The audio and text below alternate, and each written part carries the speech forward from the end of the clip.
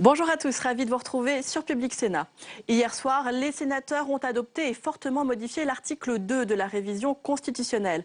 Cet article 2, c'est l'article phare de ce texte, l'article de toutes les tensions puisqu'il porte sur la déchéance de nationalité. Je vous rappelle le clivage qu'il existe entre l'Assemblée nationale et le Sénat sur ce sujet.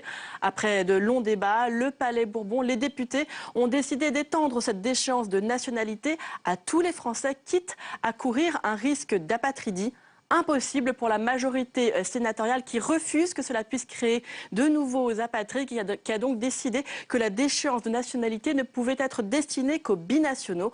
Notez également que la majorité sénatoriale a décidé que cette déchéance ne pouvait s'appliquer aux délits, mais seulement aux crimes constituant une atteinte grave à la vie de la nation. Tout de suite donc, retour au débat dans l'hémicycle. Alors, sur cet article 2, je suis saisi de 7 amendements identiques de suppression. Un amendement 18 qui est présenté par Madame Assassi. Monsieur Pierre Laurent.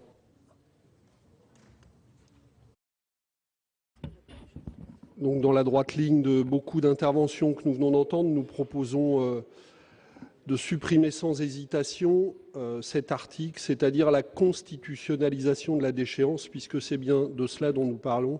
La constitutionnalisation de la déchéance et non pas l'existence de la déchéance.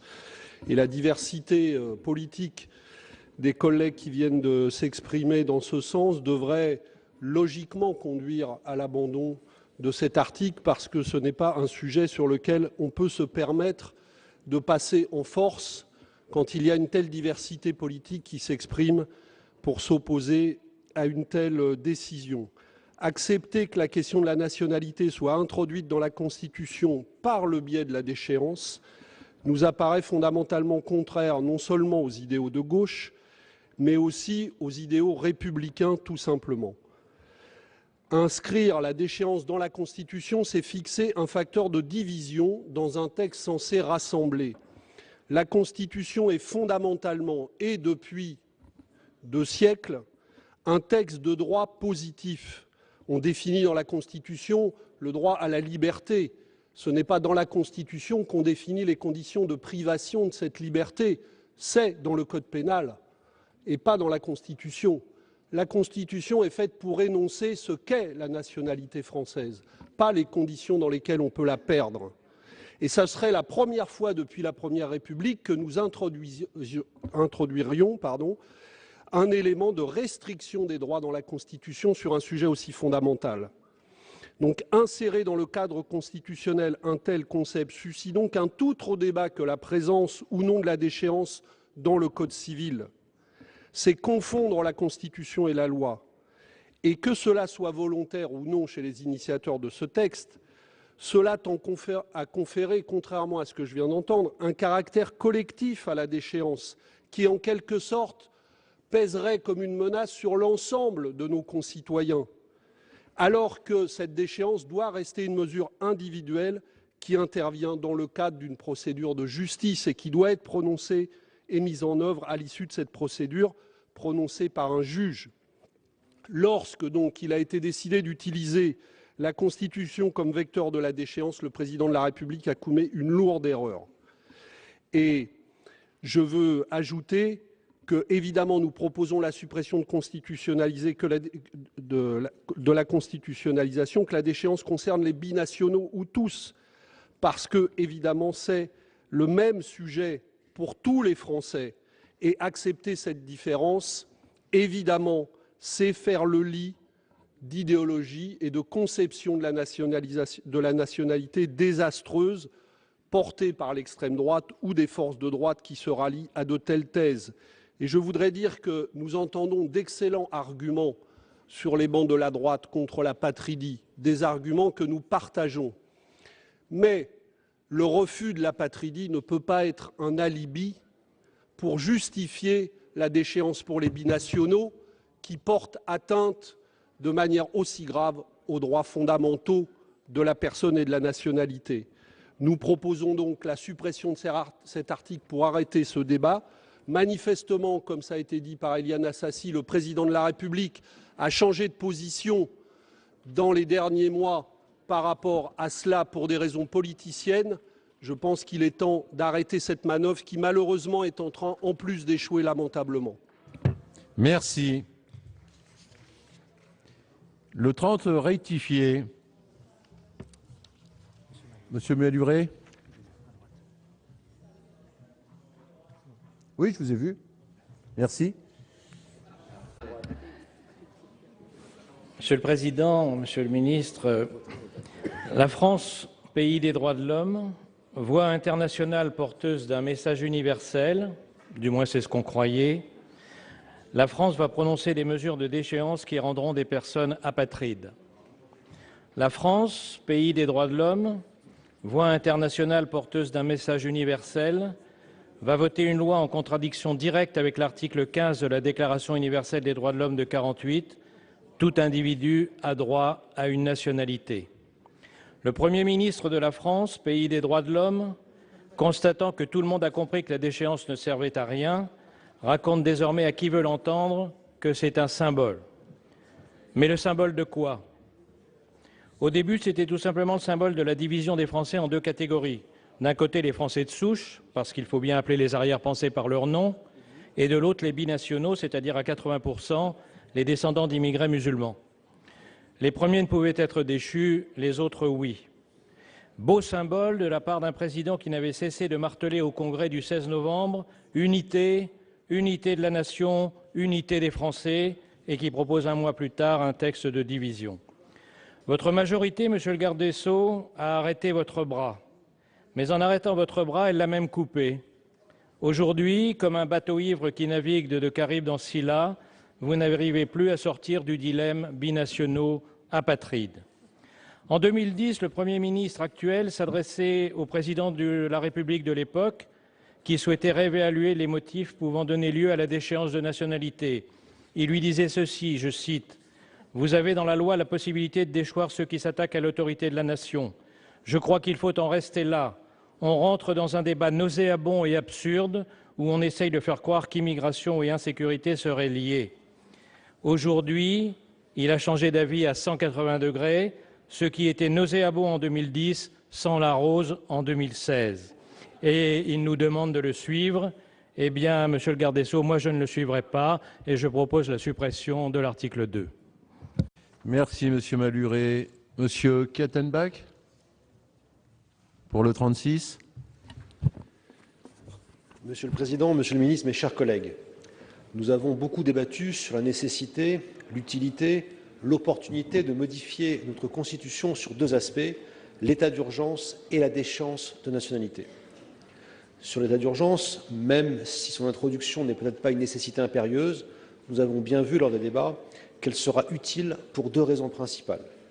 Tout d'abord, elle donnera un fondement incontestable aux mesures de police administrative, et puis ensuite, elle encadrera la déclaration et le déroulement de l'état d'urgence qui ne pourra plus être modifié par une loi ordinaire.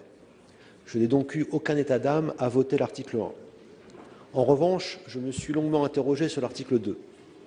Et pour être clair, je ne conteste pas l'idée d'une sanction forte et exemplaire à l'égard des terroristes. Mais mon interrogation porte sur la nécessité de l'inscrire dans la Constitution. Et je suis arrivé à la conclusion qu'à partir du moment où la déchéance n'est plus une mesure administrative, mais de fait une peine complémentaire prononcée par le juge, et c'est ce qu'a validé le gouvernement avec le texte de l'Assemblée, il me semble clair que l'article 34 de la Constitution suffit largement. Je rappelle que cet article précise que la loi fixe les règles concernant la détermination des crimes et délits ainsi que les peines qui leur sont applicables. Alors pourquoi faire bégayer l'article 34 sur la déchéance? Pourquoi inscrire dans la Constitution cette déchéance si ce n'est pas nécessaire? J'avoue que s'il y avait eu un consensus large, j'aurais peut-être pu oublier l'argument juridique au bénéfice de la recherche du rassemblement et de l'unité nationale. Mais on l'a vu, il est clair que ce n'est pas le cas. Loin de rassembler, cet article 2 divise, à gauche comme à droite, et est perçu comme une stigmatisation par nos concitoyens binationaux. De plus, nos débats depuis 2 jours ont bien montré qu'il n'y aurait pas de compromis envisageable entre le texte de l'Assemblée et la proposition de la majorité sénatoriale. Aussi, j'en ai conclu que si nous souhaitons aboutir sur l'article 1, et je crois qu'il serait nécessaire d'aboutir, il faudra en passer par l'abandon de l'article 2, d'où l'amendement de suppression que je propose, en insistant sur la non-nécessité de l'inscrire dans la Constitution. Ensuite, si le gouvernement estime que cette peine complémentaire de déchéance ou toute autre peine d'échéance de citoyenneté indignité nationale est utile, une loi ordinaire pourra largement suffire pour modifier l'article 25 du Code civil.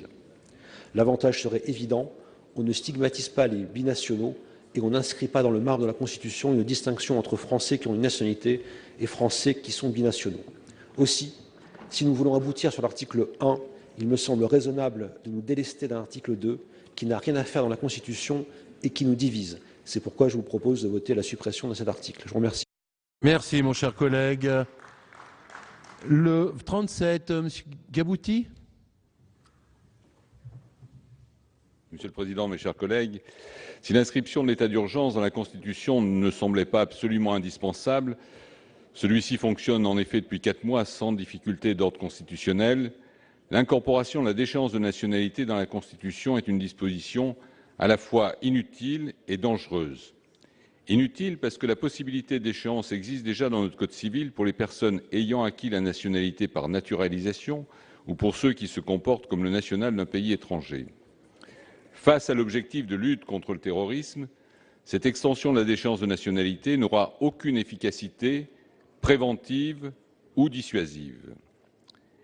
Elle pourrait même avoir l'effet pervers vis-à-vis de nombreux jeunes à la frontière de la radicalisation, en suscitant non pas de l'indifférence, mais une certaine fierté dans leur démarche de défiance à l'égard de notre société et de nos institutions. Gardons-nous de prendre le risque de pousser les jeunes dans les bras des recruteurs djihadistes. Enfin, sur le plan opérationnel, si les autres pays font la même chose, va-t-on se repasser les djihadistes d'un pays à l'autre? Cela n'a aucun sens. Dangereuse parce qu'elle émet des signaux négatifs de suspicion, de division et de repli. Suspicion à l'égard des binationaux qui seuls pourraient, en fait, être frappés de déchéance puisque la création d'apatrides n'est pas retenue. Ce texte consacre la séparation des Français en 2 catégories, les détenteurs de la double nationalité ou d'une multinationalité et les autres. Cette distinction irait à l'encontre même de l'esprit de la Constitution qui prévoit une République indivisible, assurant l'égalité de tous les citoyens devant la loi. Division entre les Français auxquels on voudrait faire croire que cette mesure peut contribuer à la protection de la nation, alors qu'elle ne pourra générer que des désillusions dans ses effets et son application. Repli sur une vision théorique de la lutte contre le terrorisme, alors que nous avons besoin de renforcer nos moyens de renseignement et d'intervention opérationnelle et la panoplie de nos sanctions effectives, y compris la perpétuité incompressible, en se rappelant quand même que la vocation de la peine est de punir et non pas de faire plaisir à celui qui l'inflige. Ce débat a assez duré et cessons d'exorciser notre mauvaise conscience en essayant de contenter ou de tromper l'opinion publique sur les réponses à apporter au terrorisme. Les Français attendent des mesures concrètes et efficaces, de l'action sur le front de la sécurité, mais aussi de l'emploi et des réformes. Une loi constitutionnelle inutile et dangereuse ne peut qu'abîmer la République et affaiblir la cohésion nationale. L'urgence est donc de mettre fin à ce débat et à ce projet de révision constitutionnelle. C'est la raison pour laquelle nous proposons la suppression de l'article 2. Merci, M. Gabouty. Madame Chiari, pour le 43 rectifié, quater. Merci, Monsieur le Président, Monsieur le rapporteur, Monsieur le garde des Sceaux, chers collègues. Notre amendement propose la suppression de l'article 2 relatif à la déchéance de nationalité. Vous l'avez bien compris. Toute réforme constitutionnelle nécessite un consensus et celle-ci plus que n'importe quelle autre. Dans le cas présent, nous assistons plutôt à une division de notre Assemblée. C'est précisément le piège que les terroristes nous tendent. Leur barbarie appelle notre union. Nos concitoyens attendent de nous des actes traduisant cette unité. Mais l'union se construit sur des valeurs et sur des combats partagés. Pour mes collègues qui s'interrogent encore sur la pertinence de cette mesure, beaucoup d'interventions ont souligné que cet article n'était ni solide ni clair juridiquement, avec comme péché supplémentaire d'y associer les délits non définis. La rédaction n'arbitre pas à ce stade entre l'apatridie et les binationaux. Cette demande de suppression affirme une opposition de principe. Nous rejetons l'alternative dans son ensemble. Notre choix ne doit pas se faire entre l'apatridie et les binationaux. Notre choix de constituant est celui de l'égalité tout court. Par ailleurs, en tant que membre de la Commission des Affaires étrangères, je m'interroge sur les conséquences diplomatiques réelles de cette mesure si elle venait à être appliquée. Course à la déchéance avec un pays ami. Affirmation de la supériorité de la nationalité française sur les autres. On peut se questionner. Deuxième interrogation, quelle serait notre réaction si demain, un ressortissant français possédant une double nationalité perpétue un attentat dans un pays tiers et serait déchu de sa nationalité? Accepterions-nous de l'avoir sur notre territoire? Mes chers collègues, nous avons expérimenté l'an dernier, à nos frais, les conséquences d'une légère brouille diplomatique avec un pays dont la coopération est indispensable dans la lutte contre le terrorisme. Au regard de cette expérience qui a beaucoup mobilisé notre commission et le Quai d'Orsay, la déchéance serait contre-productive dans la lutte contre le terrorisme. Je vous demande donc de soutenir cet amendement de suppression de l'article 2. Je vous remercie. Merci, Mme Kerry. Le 56 rectifié, Mme Benbassa. Merci, Monsieur le Président. Mes chers collègues, beaucoup a été dit et écrit sur cet article 2 constitutionnalisant la déchéance de nationalité. Des acrobaties rhétoriques, comme je l'ai dit lors de la discussion générale, qui ont bien souvent créé uniquement de la confusion. Quels que soient les termes choisis, qu'on fasse ou non explicitement référence aux binationaux, la situation est pourtant très simple. La France est liée par ses engagements internationaux et ne peut créer d'apatrides. Seuls les multinationaux pourront être déchus de leur nationalité française. Cette réforme aboutira donc de fait à créer dans la Constitution une inégalité entre personnes uninationales et binationales. Ces derniers se verront stigmatisés, discriminés. Cette catégorisation heurte tous nos principes républicains, au premier rang desquels ceux énoncés à l'article 1er de la Constitution de 1958, au terme duquel la France est une république indivisible, laïque, démocratique et sociale. Elle assure l'égalité de tous les citoyens. On peut répéter sur tous les tons que cette mesure en tant que telle ne concerne que les terroristes condamnés, ne devrait pas être sujette à tant de polémiques et qu'elle n'est pas si grave. Non, seulement vous ne convaincrez pas un certain nombre d'entre nous, mais vous continuerez de blesser un grand nombre de nos concitoyens. Ils ont compris, ces millions de Français binationaux, que l'inscription de la déchéance de nationalité dans la Constitution les différencie, les stigmatise. Et peu importe qu'elle ne concerne que les terroristes, le mal est fait. Notre société a tant souffert depuis quelques décennies des oppositions souvent fabriquées entre nos concitoyens, les chômeurs contre les actifs, les croyants contre les athées, les jeunes contre les vieux. Rien ne nous aura été épargné. Aussi, l'espoir était grand en 2012 de voir cesser ce genre de manipulation politique, de rompre avec ces divisions artificielles pour enfin se rassembler. Quelle ironie alors de voir un gouvernement socialiste nous proposer une mesure portée depuis longtemps par l'extrême droite, qui plus est sous couvert de renforcer l'unité nationale. La déception est immense. Il serait opportun de supprimer cette mesure, que tous le reconnaissent, ne servira à rien, et faire cesser ce débat douloureux. Il est temps. Merci. Merci, Mme Benbassa. Pour le 71 rectifié, Monsieur le Président Mézard. Monsieur le Président, Monsieur le Ministre, mes chers collègues, troisième passage, mais on peut se renouveler. Simplement, sur le fond, je resterai dans la cohérence et de celle de 11 de mes collègues du groupe qui ont signé cet amendement de suppression. Mais pour ne pas reprendre les mêmes arguments que tout à l'heure, je dirais à mes collègues qui sont ici, moi j'ai souvenance du débat que nous avons eu il n'y a pas si longtemps que ça, 4 ou 5 ans, sur l'identité nationale. Et souvenez-vous, à ce moment-là, l'exécutif a eu la sagesse de considérer qu'il valait mieux mettre fin dans les meilleurs délais au débat qui était lancé. Monsieur le ministre, là je redirai, souvenez-vous de cet exemple, et disons-nous que plus tôt, je l'ai dit tout à l'heure, on en finira, mieux cela sera. Parce que ceux qui doivent se dire aujourd'hui, et je ne suis pas de ceux qui croient à la vie éternelle, mais s'ils étaient là, ceux qui ont commis ces attentats. Merci, Monsieur le Premier ministre, j'y suis sensible. Mais ceux qui ont commis ces actes inqualifiables, ces actes barbares, voir ce type de débat, je crois qu'ils seraient contents de voir le résultat auquel ils sont arrivés. Je l'ai dit hier, qu'on les rejette dans l'ombre, qu'on n'en parle pas. La nation, la nationalité, nous savons tous ce que c'est. Nous y sommes profondément attachés.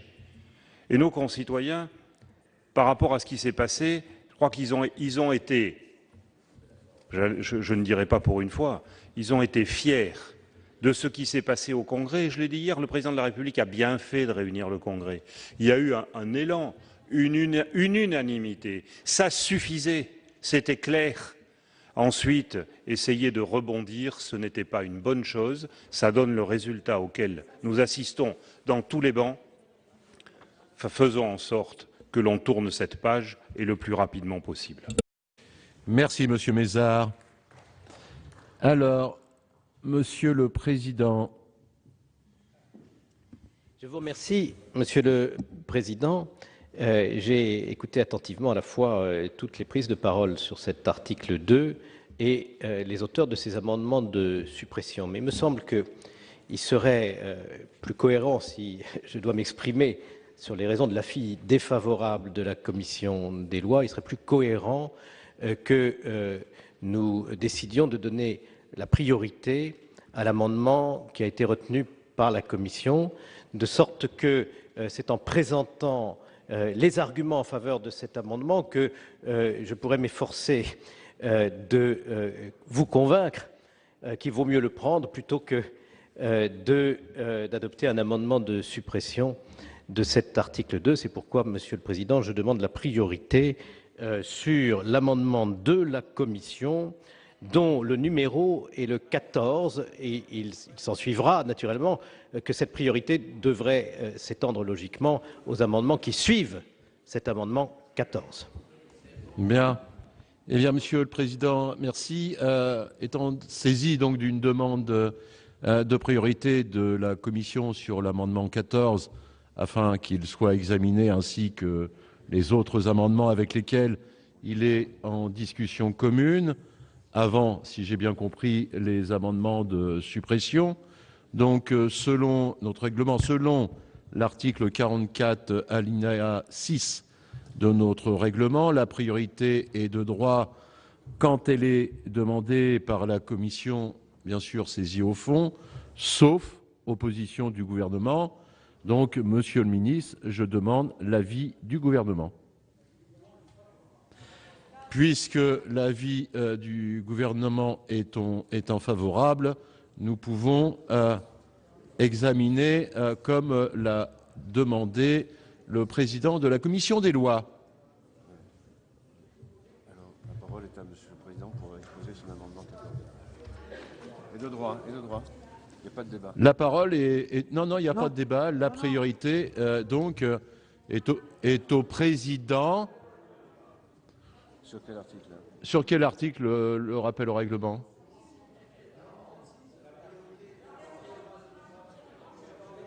Non. Oui, alors une fois alors. Un rappel. C'est une question très simple et d'ailleurs je m'en veux de ne pas connaître à ce point la procédure et de poser la question. Est-ce que ça signifie que les articles de suppression tomberaient, les amendements de suppression tomberaient? Bon, j'ai bien compris. Vous avez la possibilité, bien sûr, de voter sur l'article. C'est le règlement. Le gouvernement a donné son accord, donc Monsieur le Président, vous avez la parole sur l'amendement 14. Je vous remercie, Monsieur le Président. Au moment de vous présenter cet amendement important dont nous avons longuement délibéré à la commission des lois, je veux bien sûr laisser de côté toute considération qui ne serait pas à la hauteur de notre débat, un débat de qualité qui a montré au cours des discussions sur l'article 1er la volonté de trouver au sein de notre Assemblée un très large consensus, et je me suis personnellement réjoui de constater que jusqu'à cette heure, la plupart des amendements qui ont été adoptés par le Sénat l'ont été à une très large majorité et parfois même, d'ailleurs assez souvent, à l'unanimité. Je me refuse tout d'abord à rentrer dans des spéculations d'ordre politique, des considérations sur le déroulement de la procédure de révision constitutionnelle entre l'Assemblée nationale et le Sénat. Nos considérations sont des considérations de fond et de conviction, pas des considérations d'obstétrique parlementaire ou d'arithmétique politique. Je me refuse aussi à rentrer dans un débat juridique sur l'obligation ou la nécessité qu'il y aurait pour étendre la déchéance de nationalité de passer par la voie constitutionnelle. Le point de départ de ce débat, c'est la lutte contre le terrorisme. Après les tragédies que nous avons vécues en 2015, aussi bien en janvier qu'en novembre. Mais disons-le tout net, la déchéance n'est pas un moyen de combattre le terrorisme, ni pour dissuader les terroristes, ni pour les punir. Le Premier ministre, dont je salue le retour dans notre Assemblée, l'a souligné lui-même hier. Ces barbares qui ont la haine de la France au point de tuer des innocents ne risquent pas d'être arrêtés par le risque encouru de se voir déchus de la nationalité française. Rien ne les arrête, que la force, car ils se suicident après avoir tué. La légitimité profonde de la déchéance de nationalité se situe donc ailleurs. Elle est d'un autre ordre. Bruno Retailleau l'a magistralement démontré hier, et je le salue. Il s'agit en effet d'un symbole essentiel pour ce qui a trait à l'appartenance à la nation française et pour ce qui a trait à la définition même de ce que c'est qu'être français. S'il y a de nombreuses voies possibles pour être français, la naissance, l'acquisition de droit de la nationalité, l'acquisition de la nationalité française, il ne saurait en effet y avoir de Français plus français que d'autres, ni de demi-français, ni de quart de français. L'appartenance à la nation française, quelle que soit la source de la nationalité française que l'on détient, transforme, disait Bruno Retailleau, l'individu en citoyen. Et cette citoyenneté, évidemment indissociable de la nationalité française, qui n'est pas une nationalité comme toutes les autres, est incompatible bien sûr avec certains comportements, certains crimes, en raison de leur gravité, et je dirais même de leur gravité extrême. C'est la raison pour laquelle notre tradition républicaine reconnaît la trahison, l'enrôlement dans une armée étrangère, la commission d'un crime particulièrement grave, la commission d'un crime terroriste en particulier, comme étant des motifs reconnus et légitimes pour ôter à un Français sa nationalité. Il y a un large accord au sein de cette Assemblée et aussi entre cette Assemblée et l'Assemblée nationale sur un certain nombre de points. Et comme l'a souhaité le Président de la République, relayé par le Gouvernement, nous considérons tous qu'il est anormal de distinguer, comme le fait actuellement le Code civil, entre les Français par acquisition et les Français de naissance pour l'application de la sanction de déchéance de la nationalité française. La législation, le législateur, doit pouvoir unifier le traitement appliqué à tous les Français, quelle que soit l'origine de leur nationalité. Il y a également un large accord sur le fait que l'inscription de ce principe dans la Constitution est un élément fondamental pour la définition de ce que c'est qu'être français. Ce n'est sans doute pas une obligation juridique. Chacun veut bien le reconnaître, même s'il y a eu débat sur cette question, mais il appartient au pouvoir constituant de décider souverainement de ce qui relève du pacte républicain ou non. Et qu'est-ce qui peut relever davantage du pacte républicain que la définition de la nationalité française et donc aussi des conditions de son retrait ou de sa déchéance? Incontestablement, la question de la déchéance de nationalité n'est pas indigne de figurer dans la Constitution, bien au contraire, c'est sans doute une nécessité politique majeure, car il s'agit, par cet acte du pouvoir constituant, d'engager profondément notre conception de la nation, et je sais que cette conception nous est commune. Nous sommes même d'accord, en réalité, sur un autre point essentiel. La France, c'est son honneur, ne saurait fabriquer d'apatrides, quelle que soit la gravité des crimes que nous devons leur reprocher.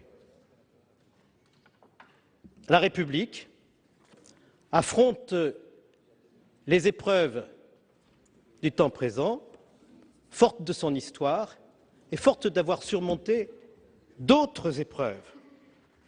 Elle ne peut déroger à cette exigence fondamentale. Vous ne voulez pas le faire, Monsieur le Premier ministre. Le Président de la République ne veut pas le faire. L'Assemblée nationale veut-elle le faire? Je ne le crois pas. Vous lui avez dit vous-même que le texte d'application de la révision constitutionnelle ne permettrait pas de créer d'apatrides. Vous vouliez d'ailleurs l'écrire dans la Constitution. Et vous aviez raison. Les garanties fondamentales applicables aux citoyens français ne doivent pas être inscrites dans des textes secondaires ou subordonnés à la Constitution, mais dans la Constitution elle-même et pas ailleurs. Vous avez plié devant les difficultés rencontrées avec votre majorité à l'Assemblée nationale sur ce point. Et ces difficultés, vous les avez rencontrées avec votre majorité et avec elle seule. Vous n'assumez plus aujourd'hui, aussi nettement que vous le faisiez hier, le refus de créer des apatrides. Raison de plus, mes chers collègues, pour inscrire l'impossibilité de créer des apatrides dans la Constitution, car nous n'avons nulle assurance que si nous ne le faisions pas, elle serait inscrite dans la loi. Et le texte fondamental, c'est bien celui de la Constitution. Voilà pourquoi la commission des lois, qui a pris le temps d'un débat très approfondi, a adopté l'amendement numéro 14 que j'ai l'honneur de vous présenter. Cet amendement prévoit la garantie contre l'apatridie Elle prévoit l'extension aux Français de naissance de la possibilité de la déchéance, qui aujourd'hui est réservée aux Français qui ont acquis la nationalité française pendant leur vie. Elle prévoit que la déchéance ne peut être prononcée qu'après condamnation définitive et pas pendant que des voies de recours peuvent encore être utilisées. Elle prévoit enfin que la déchéance de nationalité se décide par décret en Conseil des ministres, c'est le cas actuellement, sur avis conforme du Conseil d'État, et c'est une garantie importante. C'est le gouvernement qui, par décret, peut naturaliser un étranger. Le parallélisme des formes impose que ce soit aussi un décret, après avis conforme du Conseil d'État, qui permette la déchéance de nationalité. Voilà le sens de l'amendement que la commission des lois vous propose. Merci, Monsieur le Président. Le sous-amendement tombe, il n'est pas défendu. Oh.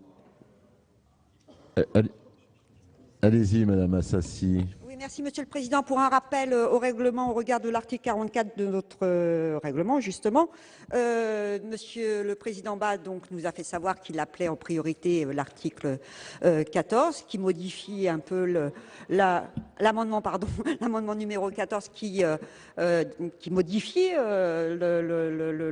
l'ordre de débat de nos amendements et de vote sur nos amendements, et particulièrement sur ceux de suppression.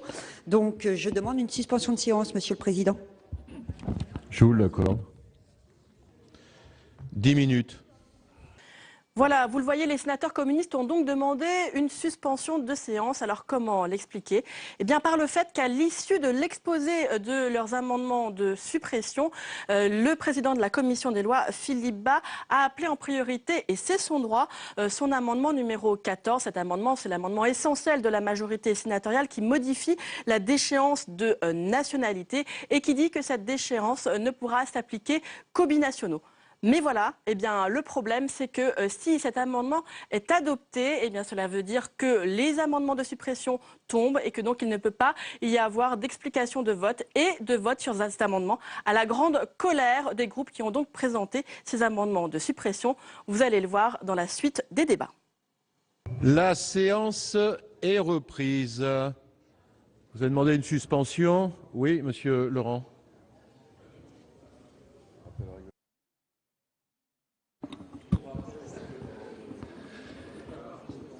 Bien, le président de la commission a demandé d'appeler en priorité l'article 14, ce qui modifie l'amendement 14, pardon, l'amendement 14, ce qui modifie l'ordre de la discussion, et notamment sur les articles de suppression, nombreux.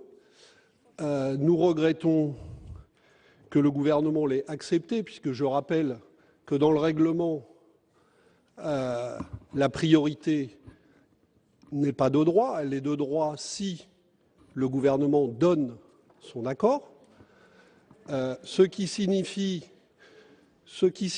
que le gouvernement, plutôt que d'aller au bout du débat sur 7 amendements de suppression issus de sénateurs venant de 6 groupes, autrement dit de tous les groupes du Sénat, plutôt que d'aller au bout de ce débat pour construire une réponse d'unité à une question essentielle, a préféré donner quitus à la proposition du président de la commission des lois, à la demande de la commission des lois, alors même que, Monsieur le Premier ministre, vous n'avez cessé depuis hier de dire que la droite empêchait un compromis. Si, vous l'avez dit à plusieurs reprises hier, vous offrez la possibilité au président de la commission de faire valoir sa demande sur le débat avec une grande partie de la majorité pour finalement vous enfoncer dans une impasse qui, au final, ne débouchera sur rien, parce que le compromis que vous appelez de vos vœux encore depuis hier sera impossible, ou alors il deviendra de plus en plus inacceptable pour ceux qui le refusent déjà aujourd'hui sur les bancs de la majorité. Donc nous regrettons ce qui s'est passé Et pour terminer, nous demandons que le vote sur les amendements de suppression ait lieu après le vote sur l'amendement 14, parce que notre amendement de suppression ne porte pas sur l'amendement initial, il porte sur l'amendement initial comme sur l'amendement modifié si l'amendement sur l'article modifié, même si l'amendement 14 est adopté. Bien, merci. Acte est donné de ce rappel. Non, j'ai fait un rappel. Non, il y a la discussion commune. Il y a la discussion commune, je suis désolé. Sinon, c'est une manière de tourner la discussion commune. Non, nous sommes en discussion commune. Il pourra expliquer son vote. On va appeler le 14. Vous aurez l'occasion de vous exprimer sur l'explication de vote. Non. Allons-y, sur l'amendement Mercier. Je passe sur l'amendement de M. Mercier, qui est... Il n'y a pas de rappel au règlement.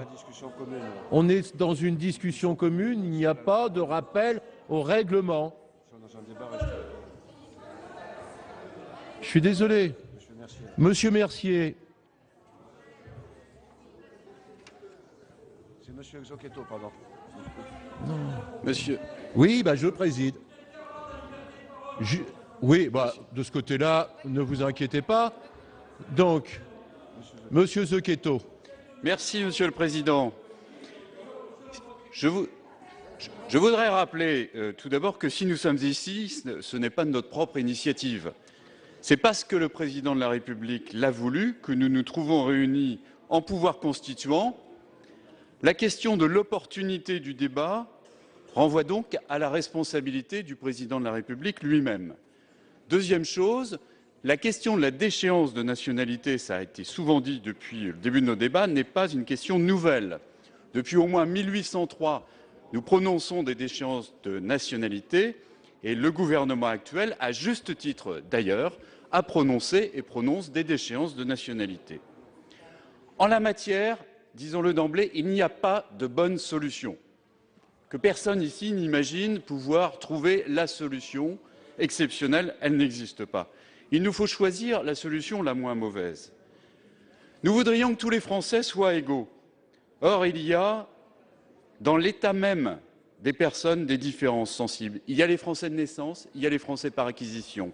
Il y a les Français qui ne sont que Français, et puis il y a d'autres qui sont Français et qui, en plus, ont une autre nationalité. On est bien obligé de constater que les Français ne sont donc pas si égaux que cela au regard de leur État, et nous n'y pouvons rien. Dans ces circonstances qui peuvent introduire de la confusion et qui introduisent actuellement, avec les textes actuels du Code civil, de la confusion, il est nécessaire de clarifier les choses. Et c'est pour ça que nous pensons que cette réforme constitutionnelle est nécessaire sur ce point. Premièrement, il faut rappeler que la nationalité relève de cette part de souveraineté nationale qui est exercée par le pouvoir exécutif. Deuxièmement, la déchéance ne peut concerner qu'une personne ayant été définitivement condamnée pour un crime. Et nous avons eu l'occasion au Sénat de rappeler que les actes les plus graves en matière de terrorisme doivent être criminalisés. Enfin, la déchéance ne peut concerner qu'une personne ayant une autre nationalité, car nous ne pouvons pas, nous, législateurs, prendre la responsabilité de créer des apatrides. Ce serait une aberration par rapport à la tradition républicaine réaffirmée. Ce serait nous lancer dans des problèmes évidents au regard du contrôle de conventionnalité. Et ce serait aussi tout simplement inefficace, car créer des apatrides qu'on ne pourrait pas expulser, qui en plus bénéficieraient même d'un régime privilégié, ce serait une aberration. On voit bien que la rédaction qui a été retenue par l'Assemblée nationale n'est pas solide. On sait bien qu'elle est la résultante d'un compromis très difficilement acquis au sein même du groupe majoritaire à l'Assemblée nationale. C'est pourquoi, tout en ayant écouté avec beaucoup d'attention ceux qui, au sein même de notre propre groupe, avaient beaucoup de prévention pour modifier la Constitution sur ce point, c'est pour cela que nous avons déposé cet amendement, dont je précise tout de suite qu'il est si proche de celui de la Commission que nous le retirerons. Bien. Le 2 donc est retiré. Un 72 rectifié. C'est Monsieur Collombat qui le défend. Oh, oui, peut-être que je le retirerai. Mais simplement, cet amendement est là pour attirer l'attention sur un problème que plusieurs d'entre nous avons soulevé. C'est le fait que prendre une décision concernant la nationalité, les déchéances de nationalité, etc., n'est pas une décision qui ne concerne que notre pays. Il a des effets internationaux qui peuvent être redoutables. Et en particulier, ce sur quoi je voulais attirer l'attention, c'est que si d'autres pays se mettent à nous suivre et systématiquement à déchoir de leur nationalité les binationaux qui par ailleurs sont français, on risque d'avoir un certain nombre de problèmes. Alors on me répondra, je sais déjà ce que le rapporteur me répondra, c'est que précisément on aura des personnes qui auront une nationalité, c'est la nationalité française, et donc qu'on sera obligé de les accueillir.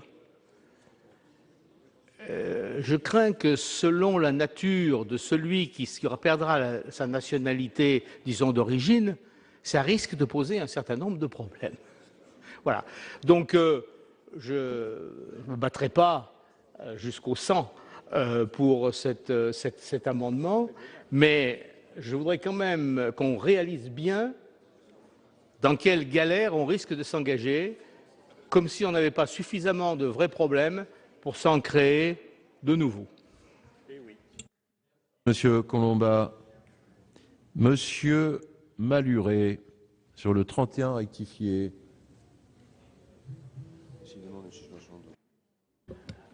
Monsieur le Président, bien entendu, cet amendement va tomber une fois que nous aurons voté, et nous allons, bien entendu, je n'en doute pas, avoir une majorité pour l'amendement du Président de la Commission. Donc cet amendement va tomber. Mais d'un autre côté, je voudrais profiter du fait que je pensais présenter cet amendement pour expliquer ce que j'aurais dit si nous avions pu discuter, faire des explications de vote sur les amendements de suppression, puisque nous ne pourrons pas le faire. Ce que j'aurais dit pour expliquer ce vote, et ça n'est pas sans rapport avec cet amendement, c'est que seuls les imbéciles ne changent pas d'avis. Et le président de la République est quelqu'un d'intelligent. En juillet 2015, on l'a déjà dit, il disait la déchéance de nationalité ou l'indignité nationale, vous savez, toutes ces choses de droite qui sont de l'ordre du symbolique et qui n'apportent rien à la lutte contre le terrorisme. Aujourd'hui, 8 mois plus tard, il dit le contraire. En 2012, il promettait le vote des étrangers. En 2016, il propose une loi de déchéance de la nationalité qui s'appliquera à des binationaux et créera des apatrides. Quelle évolution! Et pour quelle efficacité? Vous nous dites, Monsieur le Premier ministre, dans l'exposé des motifs de votre loi, que cela permettra d'expulser des terroristes. C'est une lettre au Père Noël. Les 1% d'apatrides, évidemment, nous les garderons. Quant aux binationaux, comment croyez-vous que les pays de l'autre nationalité réagiront à nos exportations de terroristes? Eh bien, pour le savoir, posez-vous cette question. Comment réagiriez-vous si un pays décidait d'expulser vers la France un terroriste binational? Vous réagiriez en disant, bien entendu, que la France n'est pas une poubelle. J'utilise ce mot délibérément, c'est celui qu'a utilisé Mme Taubira avant de claquer la porte. Elle a aussi utilisé le mot de déchetterie. Ce qui n'empêche pas ce texte, et elle doit en faire des cauchemars la nuit, de continuer à porter sa signature. Mais pas plus que le Président, Monsieur le garde des Sceaux, vous n'êtes un imbécile, vous aussi, vous savez changer d'avis. En 2010, quand Nicolas Sarkozy voulait durcir la loi, ce qu'il a finalement renoncé à faire, vous prononciez des formules enflammées, vous disiez « on ne répond pas à l'insécurité par la nationalité ». J'aime bien cette phrase. Est-ce que vous pouvez nous expliquer, Monsieur le garde des Sceaux, ce qui vous avait fait changer d'avis? Monsieur le Premier ministre, en 2010, vous disiez ce débat, pour le même débat, ce débat est nauséabond et inutile. Est-ce que vous pouvez nous expliquer, Monsieur le Premier ministre, ce qui vous a fait changer d'avis? En attendant, cette idée lancée par le Front National, que certains à droite voulaient reprendre et que le précédent président de la République a abandonné, c'est la gauche qui la sert aujourd'hui sur un plateau. Moi, je n'ai pas changé d'avis et c'est pourquoi j'ai proposé la suppression de l'article. Bien entendu, je ne pourrai pas la défendre puisque les amendements vont tomber. Merci, Monsieur Malhuret. Monsieur le Président Bas, pour donner votre avis sur les amendements. Je remercie Françoise Zocchetto d'avoir retiré son amendement. C'était un amendement cousin, et même d'ailleurs un amendement frère de celui que la commission des lois a adopté, et vous le retrouvez intégralement dans l'amendement numéro 14. Je voudrais dire à notre collègue Collombat qu'il a raison de poser cette question de la vérification que, entre le début de la procédure de déchéance et son aboutissement, il convient de vérifier que l'autre État dont la personne concernée par cette procédure détient la nationalité ne l'a pas, lui aussi, déchu de cette nationalité. Mais précisément, et je pense que le gouvernement pourra le confirmer, cet examen existe bien. Le gouvernement ne prend jamais un décret d'échéance de nationalité et n'obtient pas l'avis conforme du Conseil d'État s'il ne produit pas la preuve que la personne qu'il s'agit de déchoir de la nationalité française n'a pas conservé une autre nationalité que celle-ci. Enfin, je veux dire à notre collègue Claude Malhuret et à nos collègues qui ont cosigné avec lui l'amendement numéro 31 rectifié que je pense, tout comme d'ailleurs pour le précédent, si vous le voulez bien, Monsieur Collombat, que cet amendement peut en effet être retiré, puisque la mention qu'on ne peut déchoir quelqu'un de sa nationalité française que s'il a commis un crime est déjà dans l'amendement numéro 14. Voilà. Je vous remercie et je suis sensible également à ce que nous a dit tout à l'heure Monsieur Gabouty. Je vous remercie, si vous acceptez, de retirer ces amendements. Vous savez que, par ailleurs, la proposition de loi que j'ai eu l'honneur de présenter avec Michel Mercier et dont les termes sont largement repris par le projet de loi que l'Assemblée nationale vient d'adopter, a pour ambition de criminaliser un certain nombre de délits. Ce que nous voulons éviter, c'est seulement que la Constitution rende possible la déchéance pour des petits délits. Un délinquant exposé à une peine de prison d'1 an, on ne doit pas le déchoir de sa nationalité. En revanche, quand il s'agit de délits qui sont actuellement punis de peine de 10 ans de prison et qui ont trait au terrorisme, il convient d'augmenter la peine et pour cela d'en faire des crimes. Voilà, mes chers collègues, les raisons pour lesquelles je vous propose d'adopter l'amendement 14 et je demande aux auteurs de ces amendements de bien vouloir les retirer. Merci, Monsieur le Président. Monsieur le Premier ministre, pour l'explication. L'avis du gouvernement. Bien sûr. Nous sommes à un moment important de nos discussions et je vais essayer, pas de vous convaincre, en tout cas de rappeler un certain nombre d'arguments qui amènent le gouvernement à donner un avis défavorable à cet amendement numéro 14. Le débat est nourri, riche, des interventions d'une très grande qualité, nous l'avons les uns et les autres compris, et c'est vrai.